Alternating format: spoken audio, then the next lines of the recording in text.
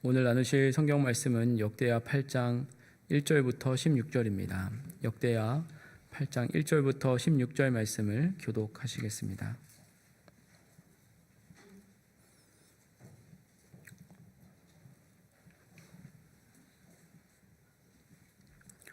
솔로몬이 여호와의 전과 자기의 궁궐을 20년 동안에 건축하기를 마치고 후람이 솔로몬에게 되돌려준 성읍들을 솔로몬이 건축하여 이스라엘 자손에게 거기에 거주하게 하니라. 솔로몬이 가서 하맛 소바를 쳐서 점령하고 또 광야에서 다드모를 건축하고 하맛에서 모든 국고성들을 건축하고 또 윗 베토론과 아랫 베토론을 건축하되 성벽과 문과 문 빗장이 있게 하여 견고한 성읍으로 만들고 또 바알락과 자기에게 있는 모든 국고성들과 모든 병거성들과 마병의 성들을 건축하고 솔로몬이 또 예루살렘과 레바논과 그가 다스리는 온 땅에 건축하고자 하던 것을 다 건축하니라. 이스라엘이 아닌 헷 족속과 아모리 족속과 브리스 족속과 히위 족속과 여부스 족속에 남아 있는 모든 자 곧 이스라엘 자손이 다 멸하지 않았으므로 그 땅에 남아 있는 그들의 자손들을 솔로몬이 역군으로 삼아 오늘에 이르렀으되 오직 이스라엘 자손은 솔로몬이 노예로 삼아 일을 시키지 아니하였으니 그들은 군사와 지휘관의 우두머리들과 그의 병거와 마병의 지휘관들이 됨이라. 솔로몬 왕의 공장을 감독하는 자들이 250명이라. 그들이 백성을 다스렸더라.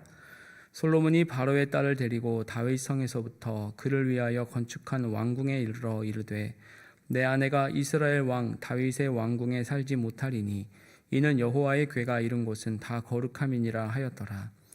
솔로몬이 낭실 앞에 쌓은 여호와의 제단 위에 여호와께 번제를 드리되 모세의 명령을 따라 매일의 일과대로 안식일과 초하루와 정한절기 곧 1년의 새 절기 무교절과 칠칠절과 초막절에 드렸더라.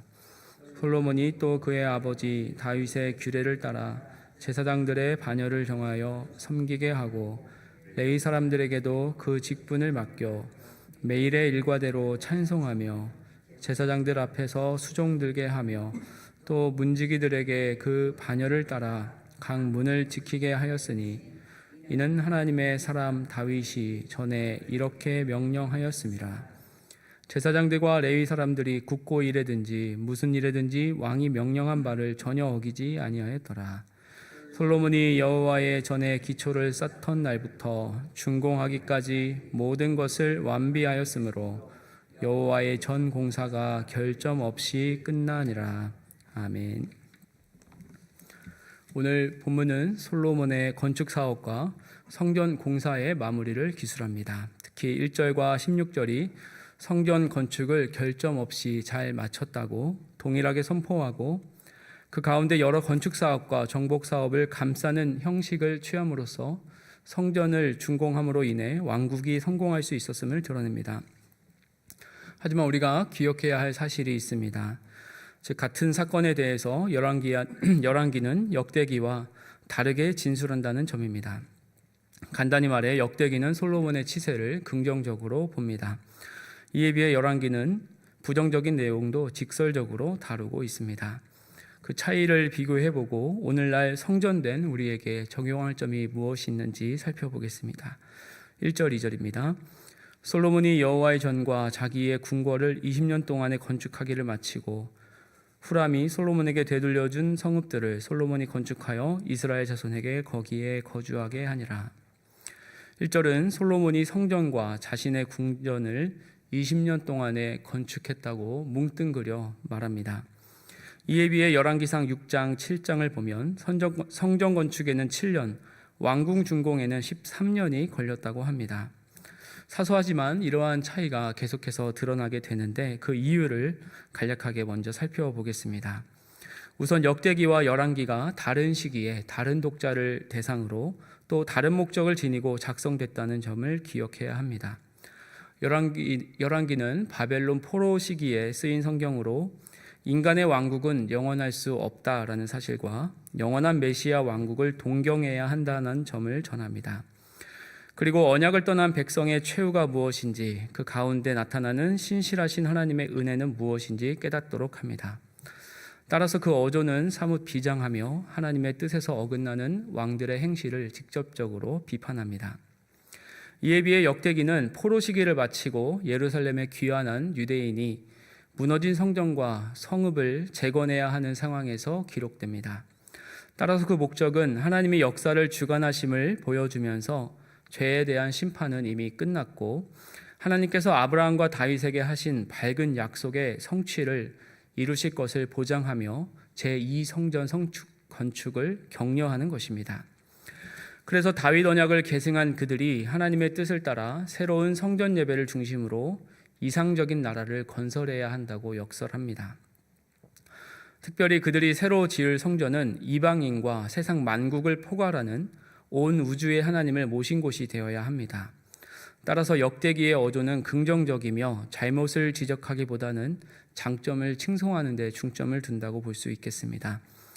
그렇기에 역대기는 이렇게 마무리됩니다. 역대하 36장 23절입니다. 바사왕 고레스가 이같이 말하노니 하늘의 신 여호와께서 세상 만국을 내게 주셨고 나에게 명령하여 유다 예루살렘에 성전을 건축하라 하셨나니 너희 중에 그의 백성된 자는 다 올라갈지어다. 너희 하나님 여호와께서 함께 하시기를 원하노라 하였더라. 이와 같은 관점에서 열왕기 상은 솔로몬이 성전을 지을 때보다 거의 2배에 달하는 기간을 자신의 왕궁 건축에 할애했다는 점을 지적하는 반면 역대하는 그런 의구심을 회피하려는 듯이 성전과 궁성을 20년 반에 건축했다고 간략히 말합니다. 이러한 기조는 후람에 대한 기사에도 마찬가지로 흐릅니다. 열왕기상 9장 10절을 보면 후람은 솔로몬의 온갖 소원대로 백향목과 잣나무와 금을 제공하였고 솔로몬은 그 대가로 갈릴리 땅의 성읍 20곳을 줍니다. 하지만 후람이 두로에서 와서 그 땅을 봤더니 마음에 차지 않아 가불이라고 하고 소유권을 포기합니다. 가불이란 쓸모없는 땅, 불모지란 뜻으로서 솔로몬이 정치, 경제 우위를 지녔기에 후람에게 마땅한 대가를 치르지 않았다고 볼 수 있겠습니다. 하지만 오늘 본문은 그러한 설명을 배제하고 후람이 솔로몬에게 성읍을 되돌려줬다라고 대략적으로 설명합니다. 그리고 오히려 솔로몬이 그곳을 개발하여 이스라엘 사람들이 거주할 수 있는 공간으로 만들었다고 긍정적으로 묘사합니다. 이 역시 성읍 개척을 앞둔 독자들을 염두에 두고 희망을 주기 위한 기법으로 볼 수 있겠습니다. 3절입니다. 솔로몬이 가서 하맛소바를 쳐서 점령하고. 이 말씀은 역대기에서 솔로몬이 정복 활동을 벌였다는 사실을 기록한 유일한 기사입니다. 역대상 22장 9절은 보라 한 아들이 내게서 나리니 그는 온순한 사람이라 내가 그로 주변 모든 대적에게서 평온을 얻게 하리라. 그의 이름은 솔로몬이라 하리니 이는 내가 그의 생전에 평안과 안일함을 이스라엘에게 줄 것임이니라고 증거합니다. 솔로몬은 이처럼 평화의 사람으로서 일생에 거의 전쟁을 한 기록이 나타나지 않지만 하맛소바를 쳐서 점령했다라는 점을 굳이 기록하고 있습니다. 이 하맛소바라는 지명은 다소 불분명하지만 솔로몬이 북쪽까지 영토를 확장하는 전쟁을 벌였고 승리했다라는 점은 분명합니다. 이제 영토를 확장한 솔로몬은 군력을 키우기 위해 여러 성을 유세화합니다. 4절에서 6절입니다. 또 광야에서 다드모를 건축하고 하맛에서 모든 국고성들을 건축하고 또 윗 벳호론과 아랫 벳호론을 건축하되 성벽과 문과 문 빗장이 있게 하여 견고한 성읍으로 만들고 또 바알락과 자기에게 있는 모든 국고성들과 모든 병거성들과 마병의 성들을 건축하고 솔로몬이 또 예루살렘과 레바논과 그가 다스리는 온 땅에 건축하고자 하던 것을 다 건축하니라. 이제 본문은 본격적으로 솔로몬의 건축 사업을 다룹니다. 다드몰은 일반적으로 현재의 팔미라로 보는데 다마스쿠스에서 북동쪽으로 약 200km 떨어진 곳입니다. 솔로몬이 이 먼 곳까지 도시를 세웠다는 기록은 하나님의 말씀대로 유프라테스 강까지 왕국의 영향력이 미쳤음을 의미합니다. 그리고 북쪽의 중요 거점 도시인 하맛에 국가의 각종 비축물을 저장하는 국고성들을 조성하였고 중요 무역로상에 있는 위아래 벳호론에는 성벽, 문빗장을 갖춘 견고한 성읍들을 구축합니다. 또 예루살렘과 레바논 및 다스리는 온 땅에 병거성과 마병의 성 등을 포함해 건축하고자 하던 것을 다 건축합니다. 역대기는 이러한 건축 사업 역시 긍정적으로 묘사합니다. 이제 무너진 영토를 재건해야 하는 입장에 있는 귀한 자들에게 솔로몬의 건축 사업은 훌륭한 귀감이 되었을 것입니다. 하지만 건축이라는 단어가 지나치게 반복되는 이 구절에서 우리는 무언가 불편함을 느끼게 됩니다. 사람은 무언가를 조직하는 데 능합니다. 그리고 그렇게 함으로써 존재의 의의를 느낍니다. 그래서 제도와 건물을 만들어내고 통제하는 일에 탁월한 솔로몬과 같은 사람을 위인이라고 여깁니다. 솔로몬은 이스라엘의 영토를 미리 확정해 주신 하나님의 말씀을 마치 제국들과 같이 자신의 국토를 확장하는 계기로 삼았지만 하나님의 말씀은 오히려 그 욕구의 한계를 정하는 것이었습니다. 하지만 우리는 영토를 확장하고 잘 조직하고 또 건축하고자 하는 것은 다 건축하고 마는 솔로몬의 그 욕망이 어떻게 역효과를 내는지 잘 알고 있습니다. 이제 본문은 그 땅에 있는 사람들을 어떻게 구별하는지로 이어집니다. 7절, 8절입니다. 이스라엘이 아닌 헷 족속과 아모리 족속과 브리스 족속과 히위 족속과 여부스 족속에 남아있는 모든 자 곧 이스라엘 자손이 다 멸하지 않았으므로 그 땅에 남아있는 그들의 자손들을 솔로몬이 역군으로 삼아 오늘에 이르렀으되. 솔로몬은 우선 이스라엘이 다 멸하지 않았기에 그 땅에 남아있는 여러 족속을 역군으로 삼습니다. 그들은 이스라엘 자손들과 달리 노예처럼 노역을 담당하고 굳은 일을 전담합니다. 어찌 보면 이스라엘에 남아있는 이방 민족들은 이스라엘이 하나님의 말씀을 지켜내지 못했다는 살아있는 증거입니다. 그렇다면 이제 국력이 신장되고 그들을 내어 쫓든지 또는 새로이 확보한 지역에 이주하는 방법도 고려해 볼 수 있었을 것입니다. 그렇게 할 수 없었다면 그들을 새롭게 유대 민족에 통합하는 방법을 택할 수도 있었을 것입니다. 하지만 솔로몬은 그들을 이용하고 착취하는 방법을 택합니다. 이스라엘 자손과 그 외의 자손을 차별하여 이스라엘 자손은 편안함을 누리게 한 것입니다.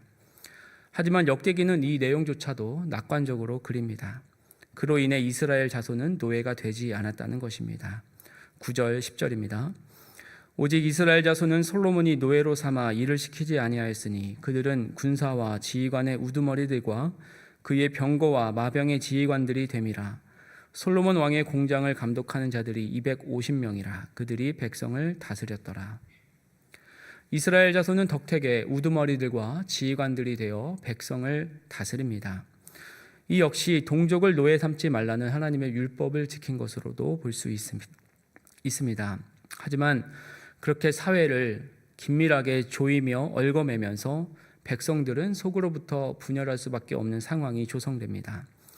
왕의 율법이라고 할 수 있는 신명기 17장 16절 17절은 이렇게 말씀합니다.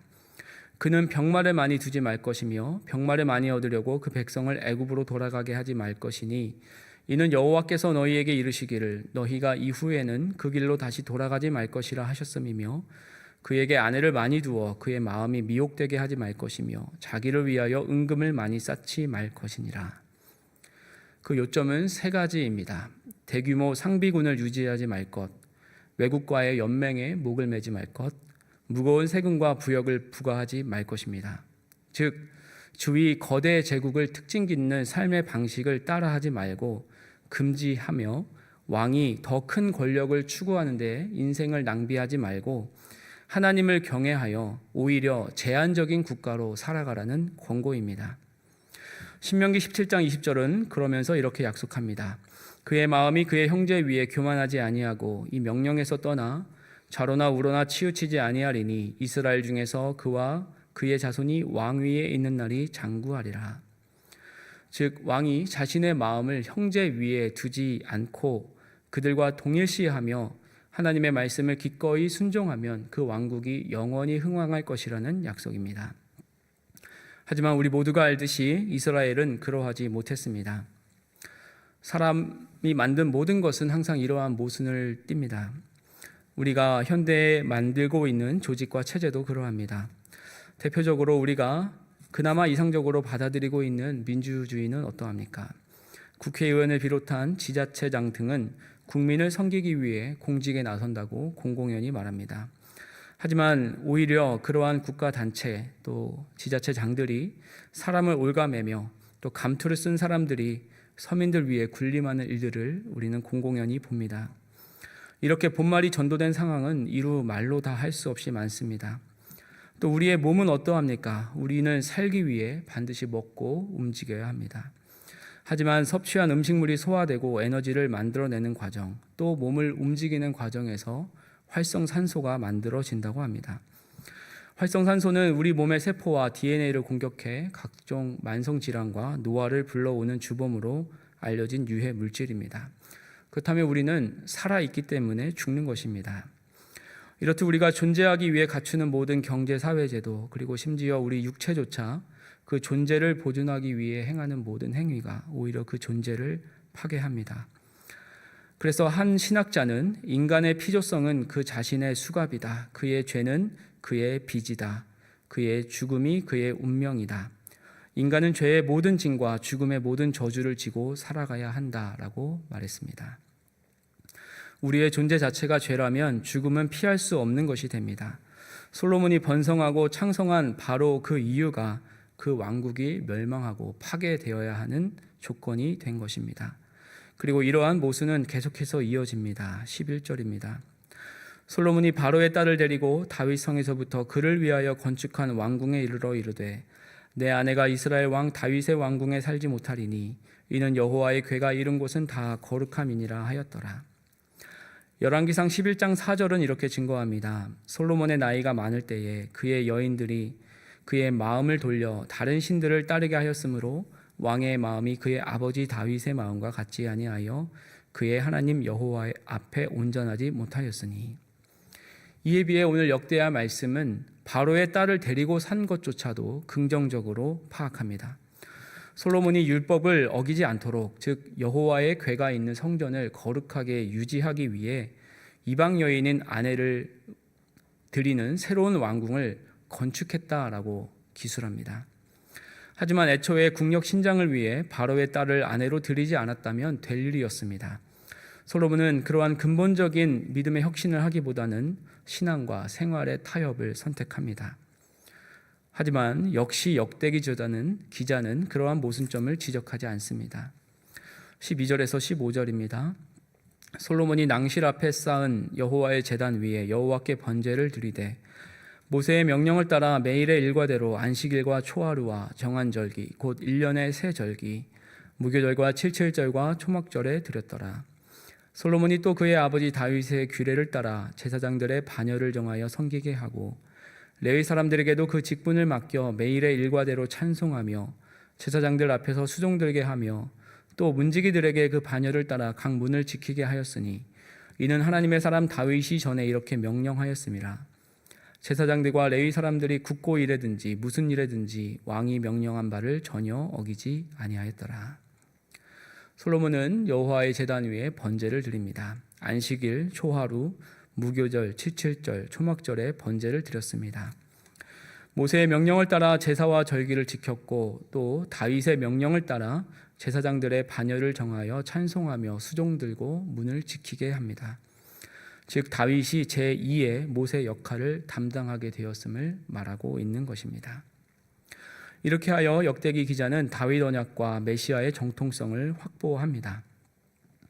그런데 제사장들과 레위 사람들이 무슨 일에든지 왕의 명령을 어기지 아니하였다라고 합니다. 즉 종교와 국가 권력 전체가 솔로몬에게 집중되었음을 긍정적으로 그립니다.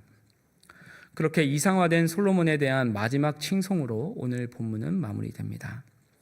하지만 이 역시 제사장과 선지자들이 왕에게 하나님의 말씀을 선포하고 왕을 견제해야 하는 역할을 하지 못했음을 나타냅니다. 이렇게 보면 오늘 본문은 지독할 정도로 솔로몬의 치세를 비꼬는 것처럼 들리기까지 합니다. 16절입니다. 솔로몬이 여호와의 전에 기초를 쌓던 날부터 준공하기까지 모든 것을 완비하였으므로 여호와의 전 공사가 결점 없이 끝나니라. 결점 없이 끝나리라는 말이 인상적입니다. 역대기를 하나님의 영감으로 기록한 그 기자도, 이 말씀을 받아든 사람들도 열왕기상의 역사 기록을 모른 것이 아니었습니다. 하지만 그들은 담대하게도 자신들과 또한 조상들의 약점에도 불구하고 솔로몬과 백성에게 주신 하나님의 복을, 또 하나님을 선포합니다. 오늘 본문을 정리하며 성전에 대한 통전적인 이해를 나누고자 합니다. 우리는 소위 하나님의 몸 성전이 되었다라고 말합니다. 그렇다면 열왕기가 기술하는 성전은 어떠합니까? 솔로몬의 흠결을 지적하며 그가 하나님의 언약과 성전에 충실하지 못하였음을 들춥니다. 하지만 이에 비해 역대기는 성전을 건축한 솔로몬을 칭송하고 역대하 9장에서 스바 여왕가의 이야기, 또 그의 성공을 다루고서는 솔로몬을 바로 퇴장시켜 버립니다. 이러한 진술은 우리의 양면성을 폭로하는 동시에 그것을 포괄하는 하나님의 놀라운 은혜를 증거한다는 생각을 하게 됩니다. 우리는 하나님의 성전이지만 여전히 많은 흠결을 지니고 있습니다. 열왕기의 서술에 따르자면 우리는 그 성전을 정결하게 지키지 못했고 하나님의 말씀에 신실하지 못했기 때문에 넘어져 어려움을 당하게 됩니다. 하지만 또한 역대기의 서술에 따르자면 그럼에도 불구하고 언약에 신실하신 하나님께서 우리를 사랑하시고 지키시기 때문에 그 추악한 모습을 다 덮어주시고 다시 거룩한 성전으로 세우시려고 힘을 주시고 이방의 빛으로 삼으십니다. 따라서 우리가 비록 여러 가지 실패와 어려움을 경험한다고 할지라도 지금 우리에게는 역대기의 기술이 더 적실하다는 점에 무게가 실립니다. 즉 우리 모두가 사형에 해당하는 죄인이라고 할지라도 대신 사형당하신 예수님이 우리를 자녀 삼으시고 거룩한 성전으로 여기신다는 진리입니다. 우리는 애초에 초월적인 성부 하나님을 부분적으로 알았다가 인간으로 오신 성자 하나님을 우리와 같은 모습으로 알았다가 이제는 우리 안에 영으로 오신 성령 하나님을 가장 친밀하게 알고 누리고 있습니다. 이제 우리는 하나님이 계신 성전이자 구원받은 죄인으로서 더 이상 죄를 저지르지 않는다는 점에서 의인이 아니라 죄를 저질러도 우리 안에 계신 하나님의 은혜로 다시 일어날 수 있다는 점에서 의인입니다. 우리의 그 모든 교만함과 연약함과 또한 추악함에도 불구하고 우리를 거룩한 성전 삼아 빛을 발하기 원하시는 하나님을 향해 오늘도 창문을 열기 원합니다. 그래서 우리의 후미진 곳에 존재하는 축축하고 냄새나는 모든 것들에 하나님의 따뜻하고 환한 빛을 쐬어 바로 서는 은혜가 있기를 소원합니다. 마지막으로 한 목회자이자 신학자의 글을 나누고 마무리하겠습니다. 그리스도의 교회는 그 자체로 거룩한 말씀, 행위, 사물을 알지 못한다. 그것들은 부정으로서 한 분 거룩하신 자를 지시하는 말씀, 행위, 사물일 뿐이다.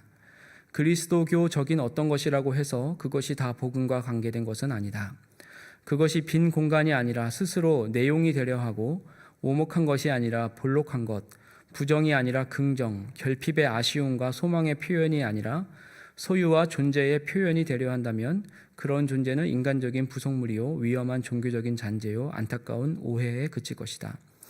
이런 경우 이른바 복음은 다른 세계 종교나 세계관과의 경쟁을 넘어선 바깥에 위치하지 못하고 그 틈에 끼어 가장 혹독한 궁지에 빠지게 될 것이다. 왜냐하면 종교적 욕구를 달래주고 하나님에 대한 우리의 암, 그리고 특히 하나님과 함께하는 삶에 대하여 효과적인 환상을 제공하는 일은 자신을 잘못 이해한 그리스도교보다는 이 세상이 더 잘하는 일이기 때문이다. 기도하겠습니다. 하나님 아버지, 솔로몬의 성전 완공과 그의 삶에 대해 열왕기와 전혀 다른 설명을 하는 역대기를 주셔서 감사합니다. 우리의 연약함이 또 우리의 죄악이 너무나 부끄럽고 처참하게 느껴지는 때도 있지만 그럼에도 불구하고 그 모든 흠결을 덮어주시고 아름답고 복되고 빛된다 해주시는 하나님의 은혜를 신뢰하며 나아갑니다. 우리의 성전됨에는 이러한 양면성이 있음을 항상 깨닫고 창문을 열고 성령 하나님의 인도하심을 신실하게 따를 수 있도록 도와주시옵소서. 예수님의 이름으로 기도드립니다. 아멘.